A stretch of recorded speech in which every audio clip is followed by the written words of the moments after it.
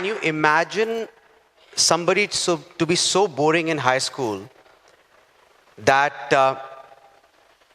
he was completely invisible to the core? You would have entered his high school class, you would have noticed everybody but not noticed him. He was so boring that, forget about girls, even boys did not notice him. And that was the painful story of his high school and college years. Two reasons primarily. One was his mom, who found some joy in putting the parachute oil in his hair, giving that side partition, and sending him to school. And second was him, because he just couldn't utter a word. While all of this was happening, I was growing with this kid, and growing since his pre-primary years. Since his pre-primary years till now, we have been in the same class together. We have been practically living together, sharing food together. And I can just tell you that apart from being invisible, boring, this kid had everything that makes him master of nervousness. When teachers used to, because I used to share desk with him, when teachers used to ask his name out or call his name out, his legs used to shiver. I know that doesn't happen anymore, but there was a time that used to happen. He was a master of failure as well. He created his story in 5 chapters, the first one being 5 failures of his life. Did pretty well in grade 10, so moved to sciences just to fail his first chemistry exam and moved into commerce. Took commerce, and the most obvious part was to go for CA or CFA. Failed CA foundation, failed CFA foundation. You guys are lucky, he could not even get into a top DU college. Failed his CAT twice, failed his first job, failed his first business. Obviously, his failure continued, and he failed his first relationship as well, right? Yeah, that was sad. He made 4 mistakes. Now imagine somebody to be so boring that nobody wants to be his friend, apart from me. Nobody wanted to be his friend, so he came up with this strategy called everybody is my BFF. And he was actually giving out friendship tokens as if it's a free sample being given out at Big Bazaar, without realizing that something is going wrong somewhere here. The excitement junkie jitters, again, going back to his boring days, he thought my life in high school and in my college was so boring that every time now I want to get a job or a career, it has to be truly exciting. You know the kind of Gen Z phase that all of you are in? I want passion, and I want excitement, but I want money too. And he was going in those days. He made a mistake very recently. He's over 40 now. And he made a mistake even recently called the business personal smoothie.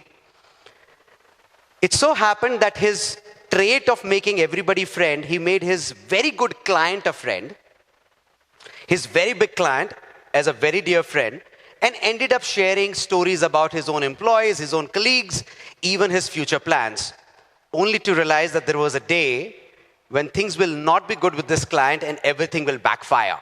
Because all of a sudden, client had all the arsenal to say, because of your future plans, your focus is going away, and that's why you do not have focus on us as a client.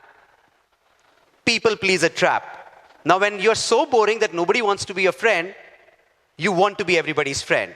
So you get inside groups, and you start saying yes. Saying yes to movies you do not want to go to. Saying yes to go to eateries you do not enjoy at.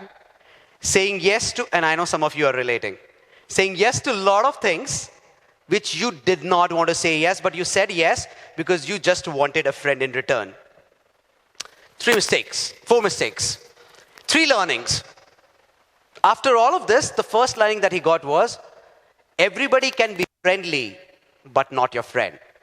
So friendships should not be counted as free coupons. It should not be treated in numbers. It should be treated in quality, not quantity. Even if you have just one friend, that's more than enough. You do not need to have more than one. People will always question, that was his biggest learning. Because he was questioned as a kid. Being the most mediocre, average student is a tussle in itself, isn't it? You are compared with the toppers. You're neither at the top, you're nor at the rock bottom. You're not the captain of your basketball team. You're not in sports, you're not in dance. You do not have any girl's crush on you. It's so mediocre and so average. And because of that, you get into this habit of self-questioning, but the world also questions you.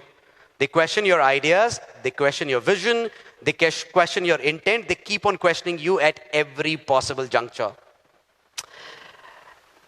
And the final thing that he realized was that possibly apart from me, he was completely alone in this very average and mediocre journey.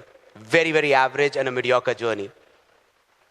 But he had two moments of, or he had two turning points in life. One was that one big compliment. Little did I know that one fine day I will be sitting in a hall and he would be talking, and the moment he comes out of the lecture hall, he was giving a presentation in our college, and he got his first compliment from his director that time, that you spoke well. That was the first turning point of his life. And the second turning point was when he realized that there is no friend, he found friend in himself. Rather, he started talking to himself, he started questioning his own intents and giving answers to himself. And these were the two biggest turning points of his life, and that created one story. One story where it is not about achievements, it is not about successes.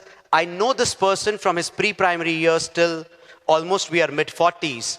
It is about those silent struggles and those defining moments, because this person is me, who has never ever spoken on a public forum, to becoming a public figure and a public speaker, founder of the world's largest parent-student community, and founder of a multi-million-dollar edtech company recognized by Forbes.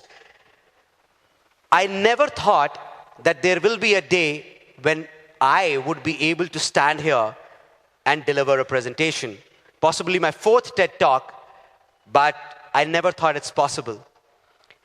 And let me assure you, this will be your journey too.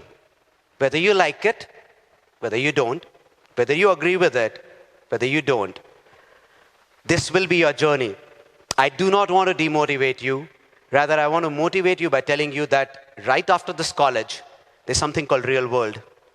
You might be special for your own parents and your own family, but for everybody else out there, you are just a very normal, average human being having a very average human odyssey. Learning from a TEDx like this, you will have to have your own failures. Nobody's coming and teaching you. You will have to have your own mistakes, and you need to own it up. You will have your own turning points, and you will have your story. Thank you so much.